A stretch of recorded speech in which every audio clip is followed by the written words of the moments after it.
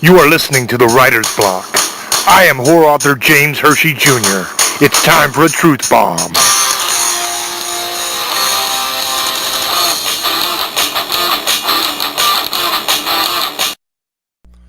Hello, everyone, and welcome to another episode of the Writer's Block. I am your host, horror author James Hershey Jr. And on today's episode, I figured what we would do is we would bring you another episode in the survival series. Me and Eric did a show not too long ago where we taught you how to survive if you are in the wilderness, if you find yourself lost or whatever in the wilderness. So today's show I'm going to do is going to be on wild edibles. This is not only going to be useful in the wilderness, but what I'm going to do on this show is I'm going to try to teach you what wild edibles you can find in your own backyard. And not everybody's backyard is going to have every single one of these, but you will find a lot of these in most backyards. So this will be a situation where you can find these things in the woods if you're out in the bush, but you can also find these things right there at your own house. So if it's a situation of a natural disaster or an economic collapse or something along those lines, then you will have the ability to feed yourself. Basically, that's the idea here. So there's a lot of different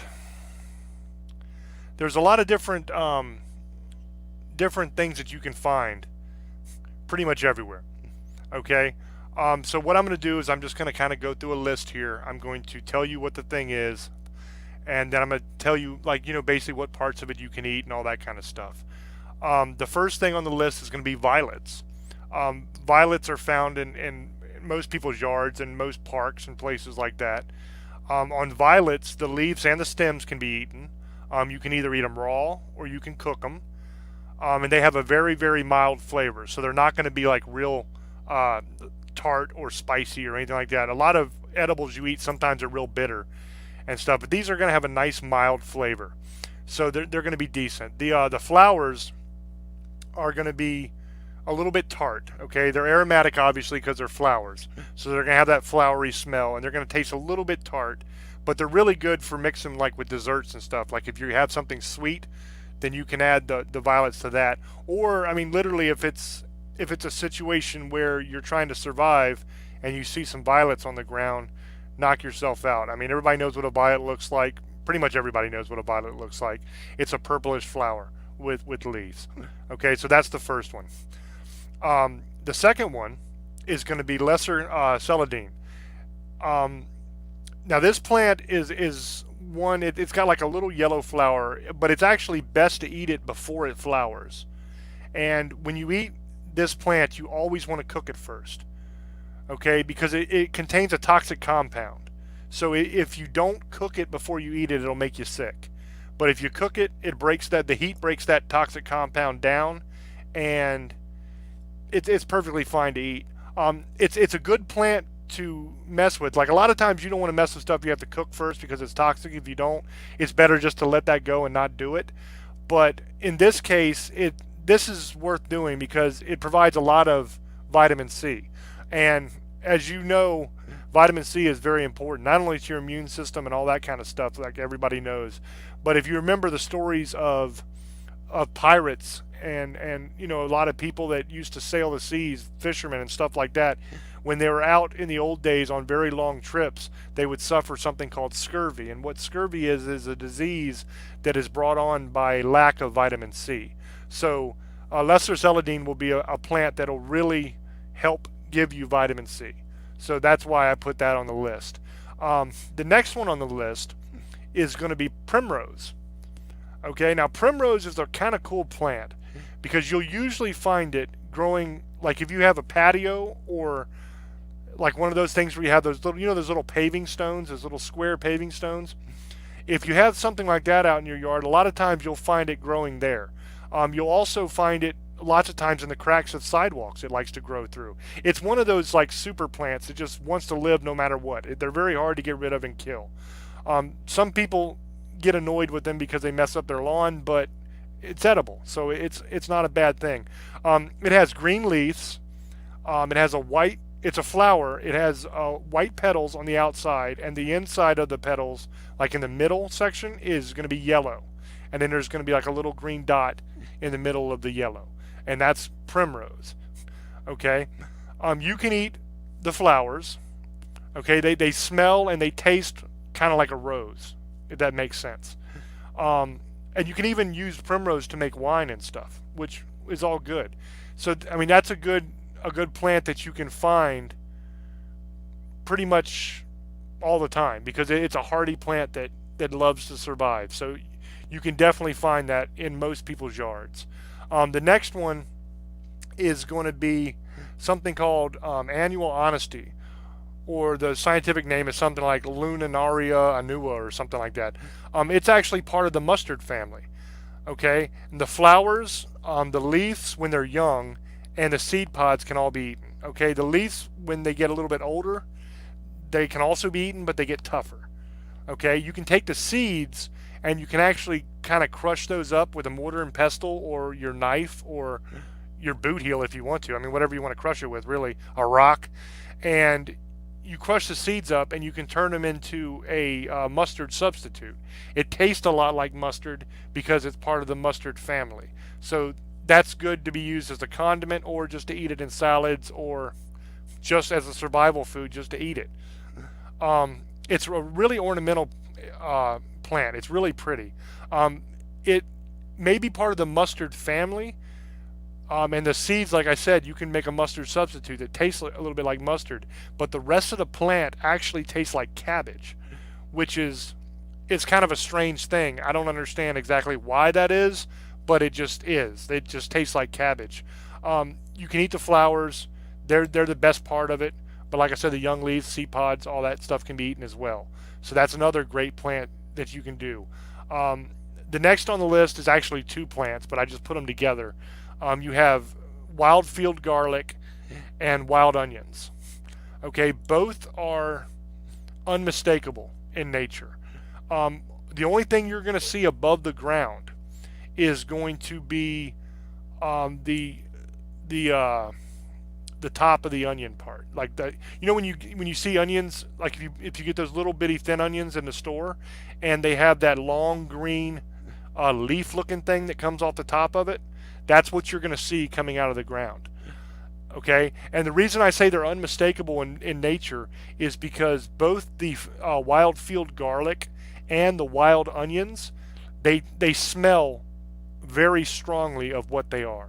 Okay, they look the same pretty much. They both have those shoots coming up. But if it's the wild garlic, you can actually take that top green shoot and you can smell it, and it will smell very strongly of garlic. Okay, you can take it and you can put it in your mouth and taste it, and it'll taste very strongly of garlic. Same thing with the wild onions. When you taste the shoots of that, they smell and taste very strongly of onion. And then what you do is you get a hold of them. You don't want to just try to pull them up out of the ground, because if you do that, it's just going to break the tops off of them. And then you're going to be stuck with the bulb, which is the major edible part. The tops are edible as well, but the bulb, it has more substance in there. So that'll be stuck underground if you just pull up on it. So what you want to do is you want to get a hold of the tops, and you want to pull up slightly, very lightly, and you want to get up underneath of the ground with your knife, or you could use your hand if you're in a little bit softer soil, if it's been raining or something, but usually I use my knife. And you want to cut a circle, a fairly large circle, probably about a $half size or larger, around the top shoot. And you want to go down 3 or 4 inches with your knife, and then you can just kind of pop it out, and it'll all come out together. And then just wash it off, with your canteen, or if you're by a river or a creek or something like that. And you'll have garlic or you'll have onion, depending on which one you found. And you can either eat that completely raw, just by itself. You can eat everything. You can eat the bulb, you can eat the shoots. Or you can chop it up real fine and use it to flavor whatever you're eating. Like if you've managed to get, a rabbit or deer or whatever, which I don't think you should be hunting deer if you're out in a survival situation, but whatever you happen to have gotten, you can use it to flavor that, obviously, or you can just eat it by itself. But one thing to be aware of when you're eating wild field garlic and wild onion is both are very strong, okay? Not only is it a very strong smell, but it's also an extremely strong taste. So, kind of do it with moderation. Give it a little taste test first because I mean, in a survival situation, if you're dying, eat it. But if you're just out there harvesting wild edibles just for the novelty of it and just for the health benefits, you want to give it a little taste test first because it's going to taste like garlic or like onions on steroids. Okay, it's going to be way stronger than your store-bought onions and your store-bought garlic. So just be aware of that. Like my wife loves onions. I mean, she can literally sit there and eat an onion like an apple if she wants to. And I dug her up a wild onion one day, and she tried it, and she absolutely hated it. Okay, because it was just way too strong for her. If the bulb itself is too strong for you, the shoots that come up out of the ground, that tall green part I was talking about, the top, it has a much milder flavor, and you might enjoy that a lot more. But like I said, in a survival situation, you eat what you eat. I mean, whatever you can get in your body, you do. The next one on this list is going to be a plant called lungwort. Okay, and lungwort it's a flower, and it's a very popular and a very old herbal remedy. Okay, it's been around for a long, long time. People have used it for a long time, and just like the title suggests, lungwort is used as an herbal remedy for lung problems. So if you have pneumonia, if you have a cold, if you have, chronic lung problems that have been caused from smoking or emphysema or whatever, lungwort is a really nice herbal supplement that you can include in your diet that will really help clear up your lungs and make them work a lot better. Okay, the leaves, what you want to do with those is you want to cook those just like you would cook spinach. Okay, they're pretty good there. You can eat them raw, but they're not going to be very palatable raw. You're going to want to cook those up. The flowers themselves, they're a lot better than the leaves. Okay, and they have like a really fresh flavor to them. It's hard to describe what the flowers taste like. Other than it tastes like, to me, it tastes like springtime. It's just a real fresh, kind of flowery, breezy kind of taste. That's the only way I can really explain it. And I understand that probably doesn't make a whole lot of sense to you guys, but that's the best I can do with that one. They bloom really early. That's a good thing. So sometimes if you're coming off the end of winter and spring is just starting, and you find yourself in a situation where you have to harvest these things to eat, a lot of the plants aren't going to be up yet to where you can get to them. And lungwort is one that does bloom very early. So, right at the end of winter, you'll have something that you can eat.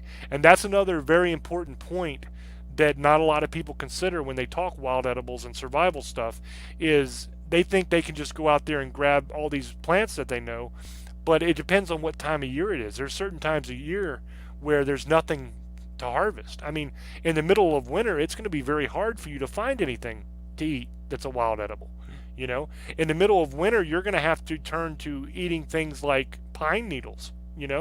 Pine needles, you can take those and you can, boil them up in some water and make a tea out of them that tastes like pine, obviously. But it's really good for you because pine noodles are a very good source of vitamin C. They have more vitamin C than an orange. So, that'll get you some good nutrition. You can literally just take the pine needles, put them in your mouth, and chew on them and get vitamin C that way and swallow them down if you want. You can dice them up real fine and eat them. You can boil them and eat them. The pine tree is a great tree overall for survival because you can actually even eat the bark.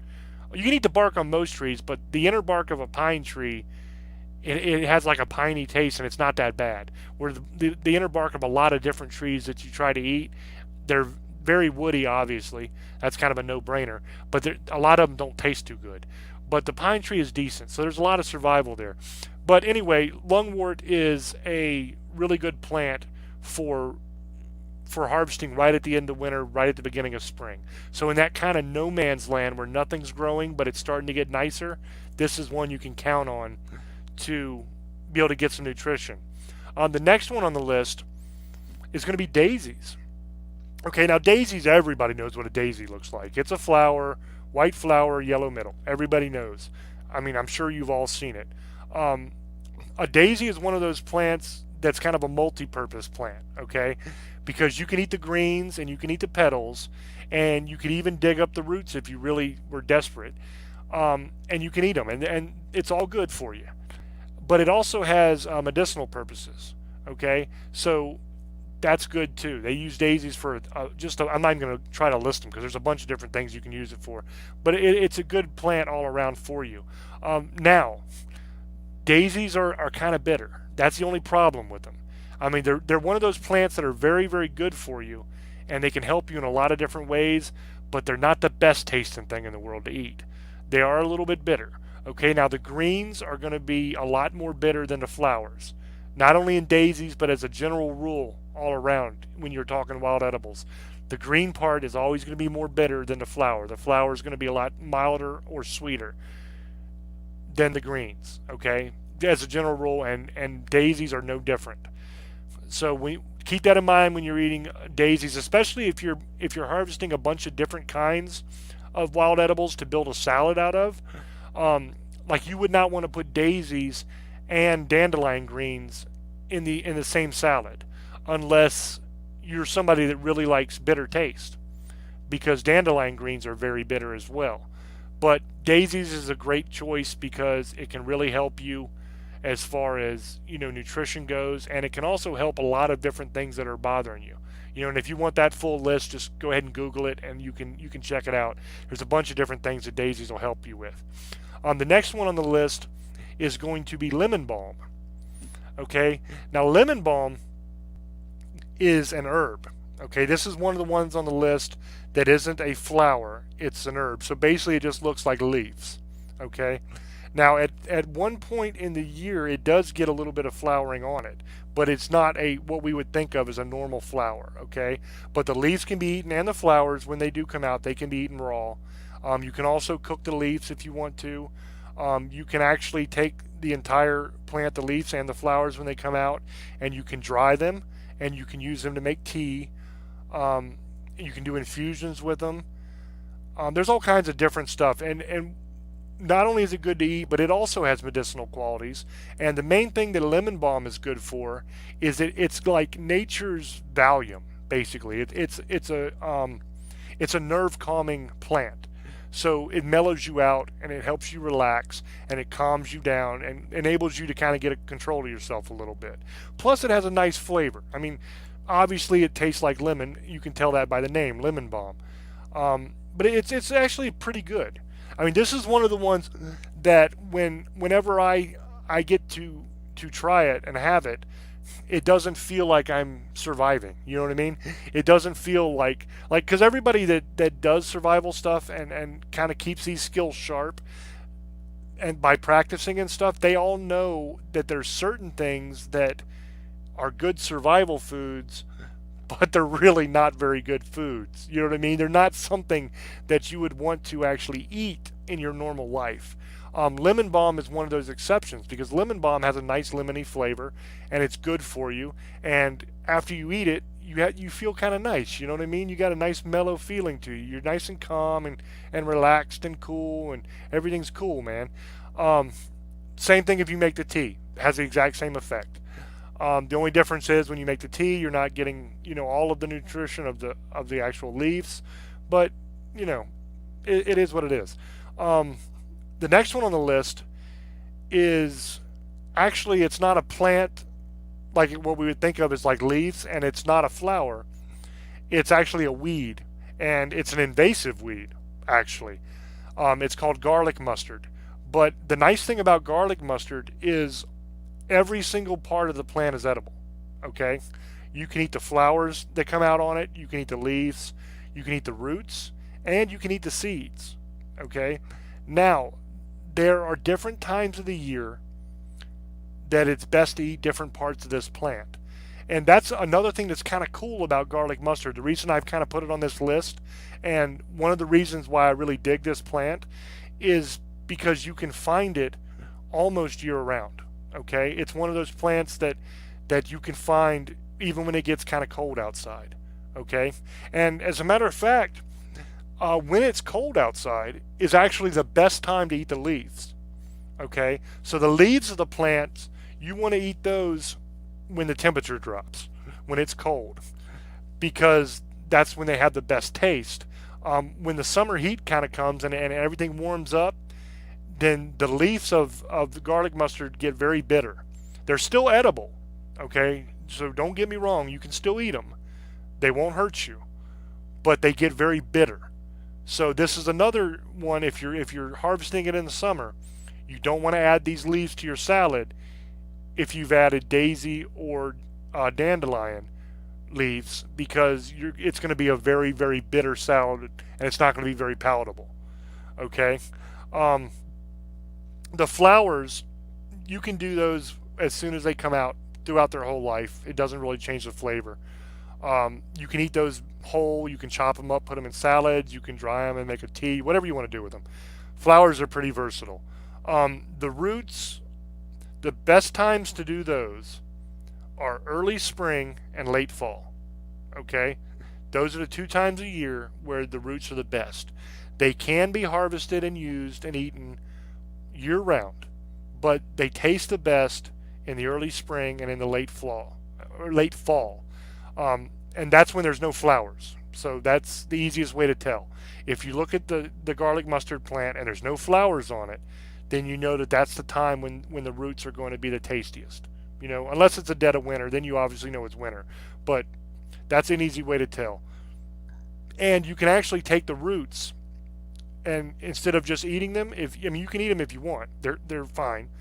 But a neat thing you can do with the roots is cut them off, wash them up, make sure they're clean, and then you can actually pound them into a paste. Okay, and the paste tastes exactly like a really good spicy mustard. So it's another one of those plants that you can use as a condiment as well, and you can still get the nutrition of the plant, but you can help flavor and spice up other foods that you've been able to catch and harvest. You know what I mean? This this this game plan, this strategy, is one that I've developed for eating less palatable things. Okay, so like say you're out in the bush somewhere and you're not very successful with your trapping. There's no river there for you to be able to harvest fish out of or anything, and you're left to eat bugs. Basically, you're left to eat grasshoppers and worms and ants and crickets and those kind of things. Okay, now those things are very good sources of protein. They're actually, most insects have more protein than beef. So as far as nutrition wise, bugs are going to be very, very good for you. But the problem with bugs is that psychological bit. You know what I mean? Because they don't even really taste that bad. It's most of them. But it's just that psychological piece that you have to get over. The fact that you're eating a damn bug. Okay, that's the part that gets most people. And I find that it helps a great deal if you can kind of mask that with something familiar. Okay, so even though you're still eating a bug, if you can crush up the roots of the garlic mustard into the paste and you put it on, so you have that flavor of a nice spicy mustard, sometimes that's just enough of a psychological edge to be able to get you over the hump and you can eat it. Because that's a huge part of survival that not a lot of people will acknowledge. It does matter what you know. Okay, it matters your skill set. If you don't have the skill set, you're going to have a hard time to survive. That's absolutely true.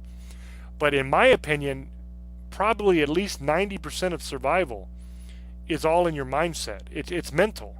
You have to have the will to survive. You have to have the desire and the will to do whatever it takes to get back home safe. You know what I mean? So sometimes that means eating really gross things that you wouldn't ordinarily eat. You know what I mean? And something like this, where you can make this spicy mustard paste like I was talking about, that goes a long way to your mental mindset. Not only to help you eat things that you wouldn't ordinarily eat, but also if you eat it by itself, just that familiar taste, that taste that reminds you of a good deli sandwich or something. You know what I mean? That can mean the difference between life and death, because that could give you the hope and the strength to continue on when you're feeling like you just want to give up and quit. You know what I mean? So garlic mustard, that's why it made the list. It's very versatile, and it's got a lot of really cool features to it and a lot of cool things. The next one on the list is one of my absolute favorite wild edibles. And the reason it's one of my absolute favorites is not necessarily because of the taste, but just because of the availability. I mean, they're everywhere, absolutely everywhere. And everybody knows exactly what they are as soon as they see them. So it's one of those things that whenever I start teaching people survival, whenever I start teaching them about wild edibles and how to harvest them and stuff like that, this is always the one I start with, and that's the dandelion plant. Okay, I start with the dandelion because, like I said, everybody knows what a dandelion looks like. We all remember as children after the dandelion goes to seed and the top of it becomes that white puff. You know what I mean? And every one of us remembers picking that and blowing on it to make a wish and watching those little seeds go flying away through the air. We all know what the dandelion looks like. Another great thing about the dandelion plant is every single bit of this plant is edible. And not only is every bit of it edible, but it's one of those multi-use plants. And one of the big things for me, not only with wild edibles, but with survival equipment and everything having to do with survival, is multi-use stuff. I believe that everything that you carry in with you should have at least 2 or 3 uses. I feel the same way about my wild edibles. I would prefer if, when I find something that it has multiple benefits and multiple uses. Dandelion fits that bill perfectly. First of all, dandelion obviously is a weed. Everybody knows that. People spend tons of money laying down poison on their lawn basically to kill these things. Okay, and to me, that never made a lot of sense to me because dandelion is a very healthy plant. It's used in a lot of cultures as medicine. It's very good for you. I mean, nutrition-wise, it's excellent, and it's so useful. And health-wise, it's amazing. I mean, dandelion, it helps your liver, it helps your kidneys. I mean, it so many different organ systems in your body are affected by dandelion in such a positive way. It is just literally so good for you. It's like almost a super drug, the dandelion plant is.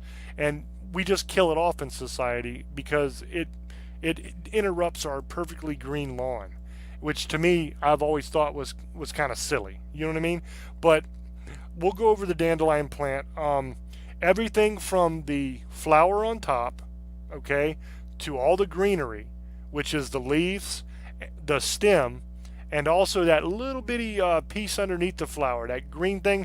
You remember when before the flower would bloom out, how it would be like a pod, and as a kid you would pick up the pod and you put it in your thumb and you do that little rhyme, "Mama had a baby and his head popped off," and then you flick that sucker and it go flying. That green part of that pod, that's edible as well. Okay, all the way down to the roots of the dandelion plant are edible. Obviously, you want to try to eat the flower once it's bloomed and before it goes to seed. Okay. Now, when I say goes to seed, what that means is it's turned into that white puff that the wind blows, and it blows all them little pieces that when you blow on the dandelion plant and make a wish, they go flying everywhere. Those are the seeds of the dandelion plant. So once you get into this plant and you start eating it, you're going to love it because it's delicious. And you'll probably end up doing what I do, which is the dandelions that I haven't harvested in my own yards, I will actually go out and pick them once they've gone to seed, and I will walk them over to an area of my lawn that does not have dandelions on it yet, and I will blow the seeds out there so that they can grow there as well, because it's a great plant. So you want to eat the flower before it goes to seed and after it is bloomed. Okay, the flower is absolutely delicious. It's sweet, it's wonderful, it's fresh, it tastes so great. It's very good for you as well. You can either eat the flower by itself, raw. You can chop it up and throw it in salads. But beware when you're doing that you want to separate the flower from that little green piece that's underneath the flower, because that little green piece is going to be bitter. It's still edible, but it's going to have a bitter taste. The yellow parts of the flower that's what's sweet and yummy. Okay, so you can eat it that way. You can also take the flowers and dry them. Now, once they become dry, and you don't have to put those in a dehydrator or anything. All you have to do really is pick the flowers off and lay them on a paper towel or the counter or a paper plate or whatever, and just let them sit for a day or two, and they'll dry out just fine on their own. Once you've dried those flowers, you can actually take those and you can put them in an infuser and you can make tea out of them.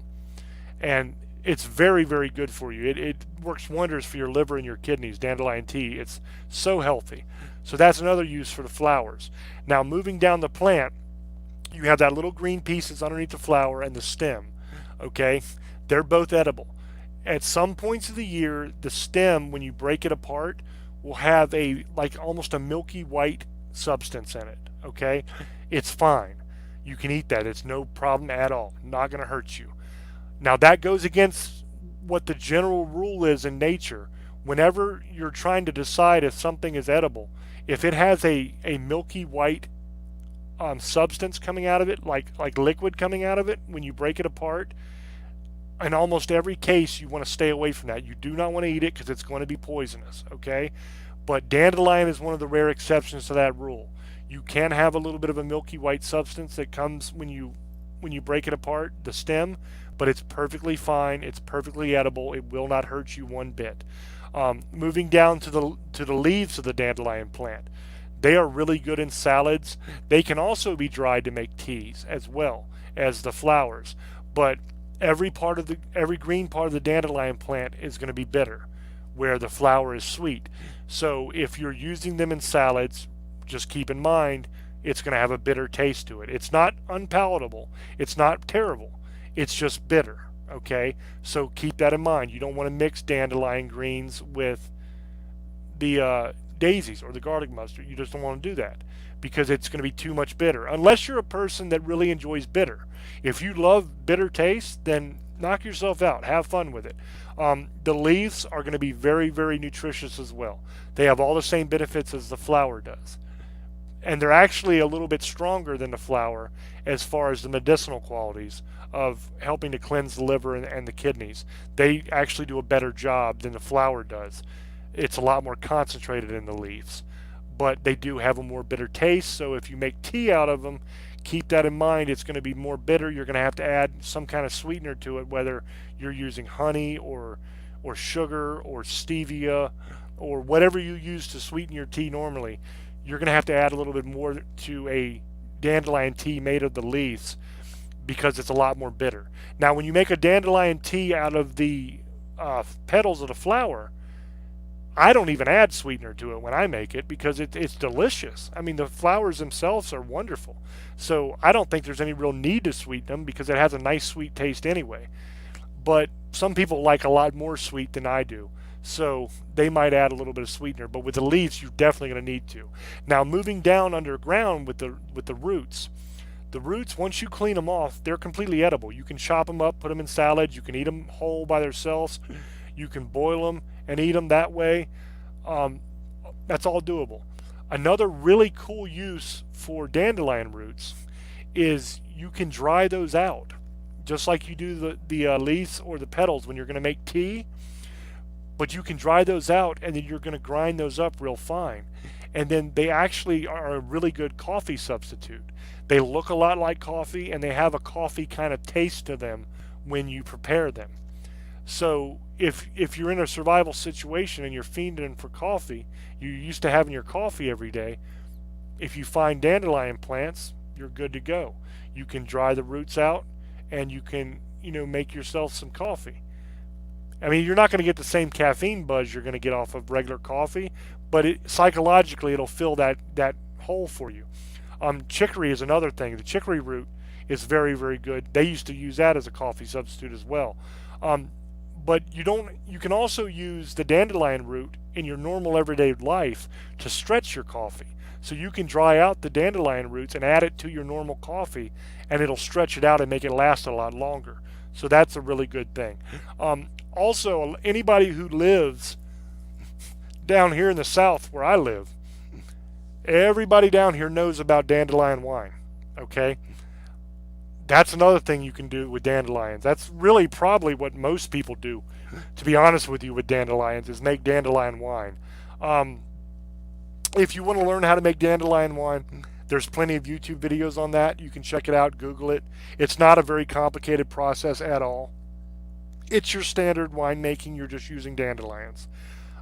Maybe on another show I'll go into the whole process of making the dandelion wine, but I don't want to really get into all of that today. But that's another thing, that the dandelion wine is very, very useful, because it's awesome. I mean, who doesn't like wine, right? And you can use the dandelion plant for that. So that's another great thing. The next one on the list is going to be purple dead nettle. Okay. Now this is a really cool looking plant. This is one of my favorite plants as far as just how it looks. Okay, because it has purple flowers, and sometimes the flowers even have little streaks of white on them. Not all of them. They're all purple, but sometimes they'll have little streaks of white, which I think looks really neat. And the leaves are green, and they have a white stripe going down the middle like a skunk. You know what I mean? That's always what I thought, is that it looks kind of like, the leaves look kind of like a skunk does, because it has that white stripe going down the middle of it.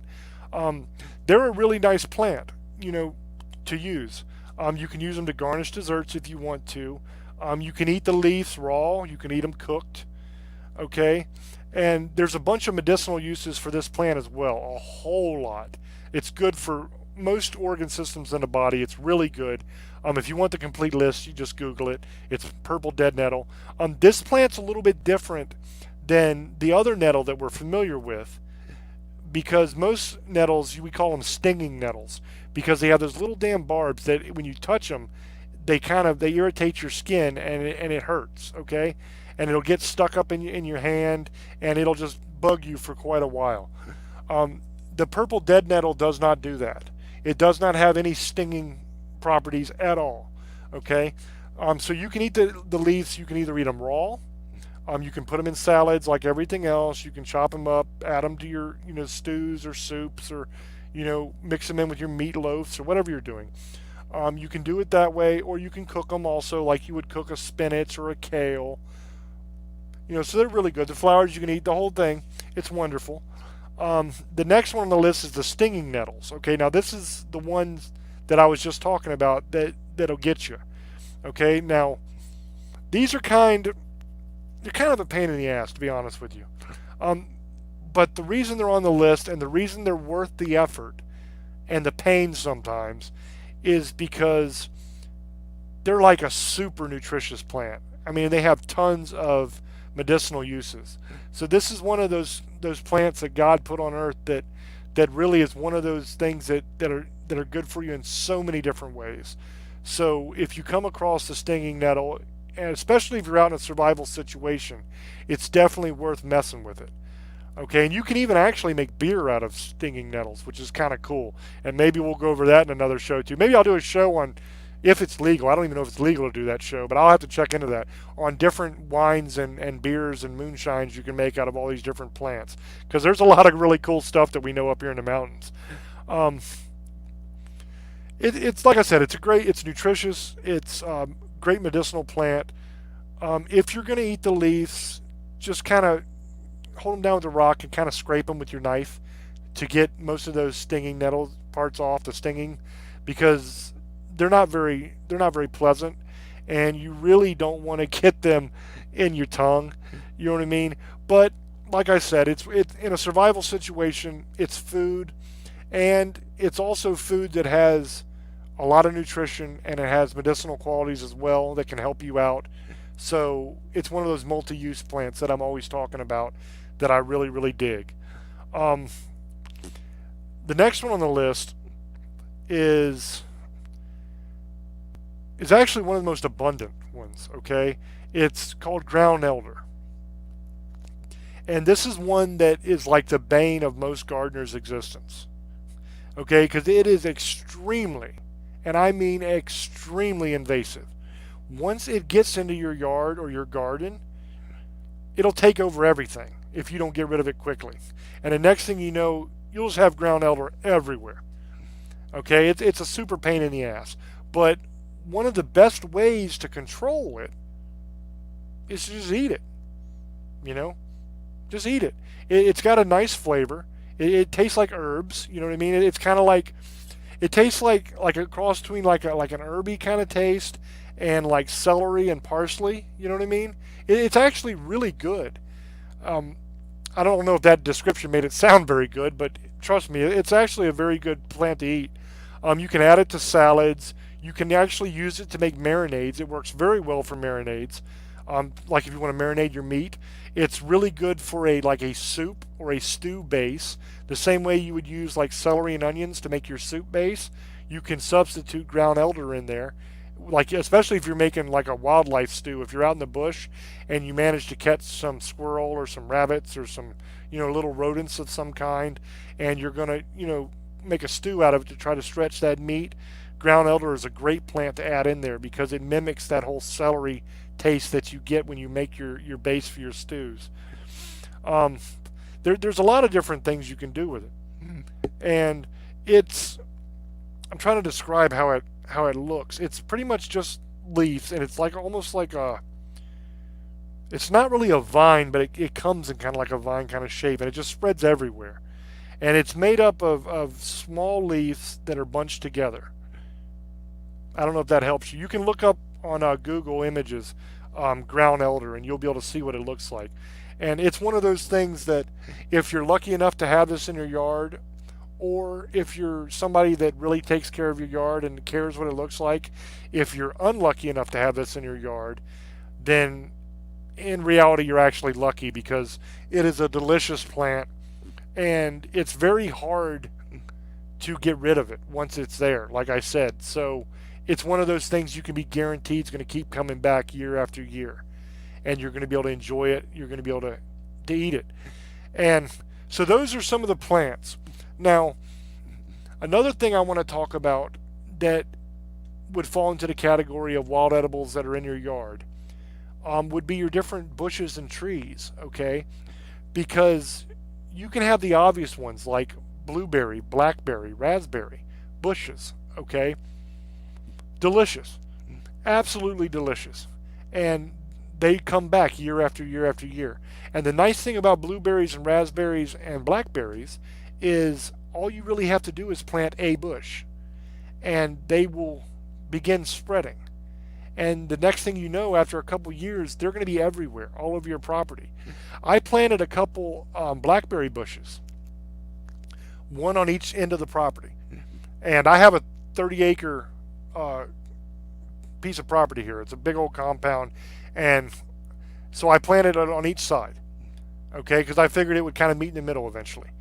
And what happened, which I didn't actually expect, but I guess I should have, but what happened was the birds love to eat the blackberries. And the damn birds will eat the blackberries before they even become ripe so that I don't eat them, right? So I would be waiting for these things to actually turn black because blackberries don't start off black, they start off red, and then they become black. And so I'm waiting for them to become black and plump and yummy. And the birds, they don't really care if they're black, plump, and yummy. They just eat them anyway. So they'd swoop in and they'd eat them all up. And I'd get a couple every year. And they would fly off. Well, what they would do is they would, poop all over the property, which is what birds do. They fly around and crap on everything. And what actually happens is the seeds of the blackberries, they don't digest inside the bird. So the bird will be able to digest the fruit, but they can't digest the seed of the blackberry or the raspberry or the blueberry. So what you have is you have the birds dropping the seeds through their poop onto different parts of your property. And what'll happen is it'll land, and without getting too graphic, it's basically in a bunch of fertilizer because it's in bird poop. So it's very well fertilized and it'll grow. And they grow very easily. So very quickly you go from having a bush to having a bunch of bushes, okay? And I'm just using the term bush here because like blueberries are a bush, but like blackberries and raspberries, they're more like a vine really.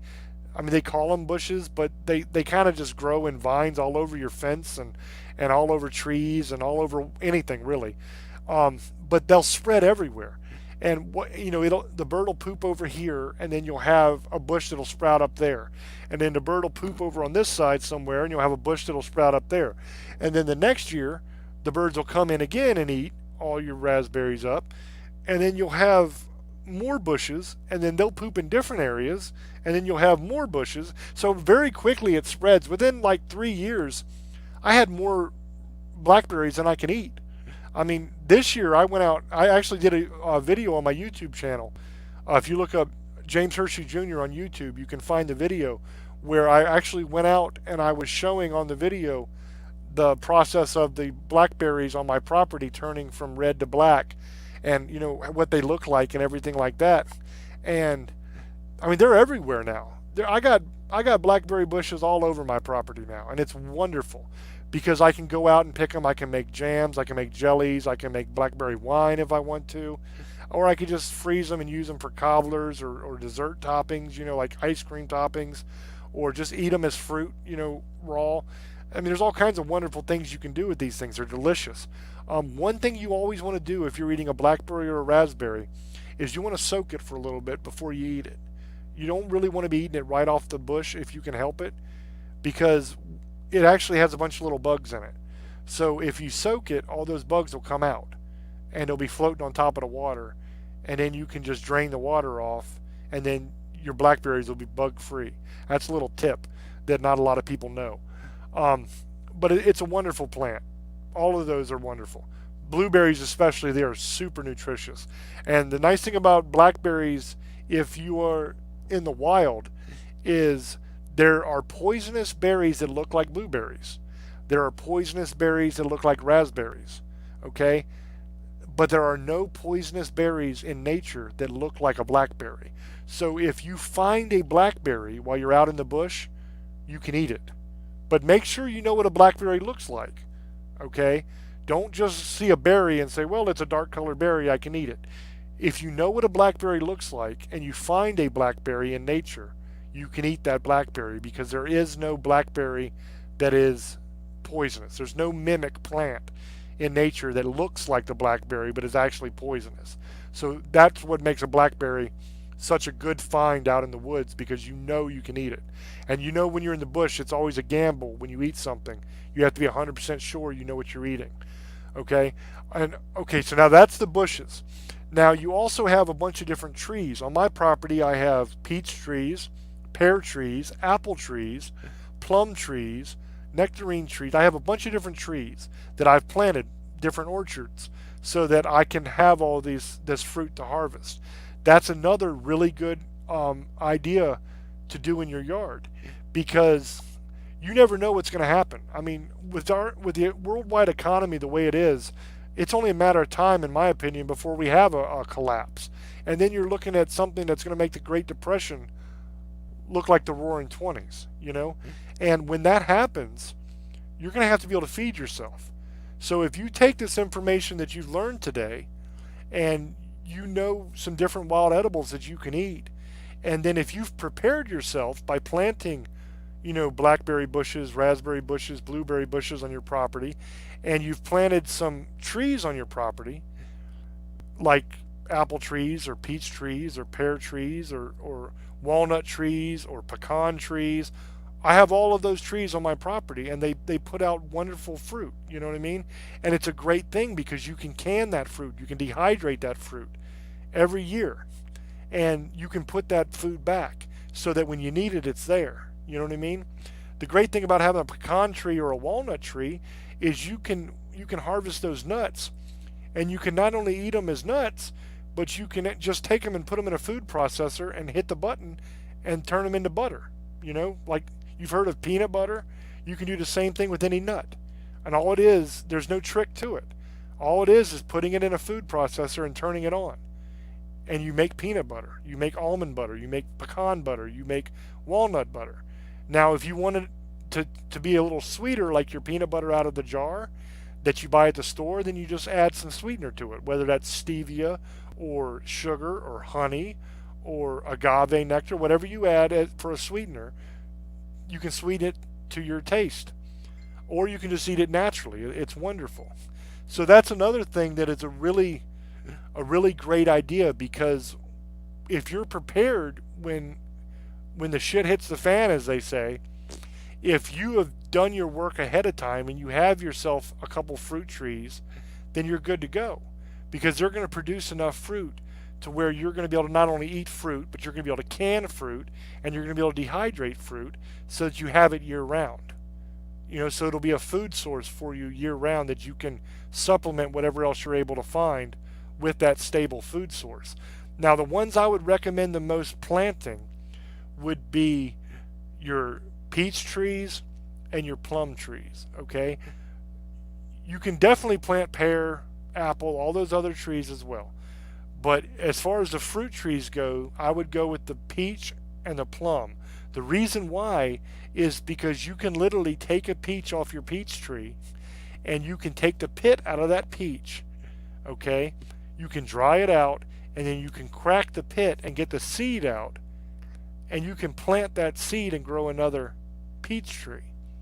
Now, with a pear tree or an apple tree, you can't do that, because you actually have to graft that onto a root ball in order to produce an apple tree that gives you a good edible fruit.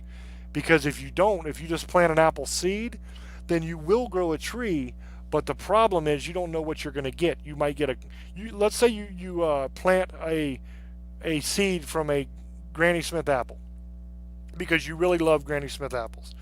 Well, when that grows to be a tree, you're going to get an apple tree, but you're not going to necessarily get a Granny Smith apple tree. You might get a crab apple tree, you might get a Roma apple tree, you might get a green delicious, you might get a red delicious. You have no idea. Just because you planted a seed from a Granny Smith does not mean you're getting a Granny Smith. That's why they graft those trees, so that you can get exactly what you want out of it when you plant it. Otherwise, it's a gamble. And you have no idea whether the apples are even going to be edible. They might be horrible tasting, and you might not even be able to eat them if you don't graft it. That's why they do it that way.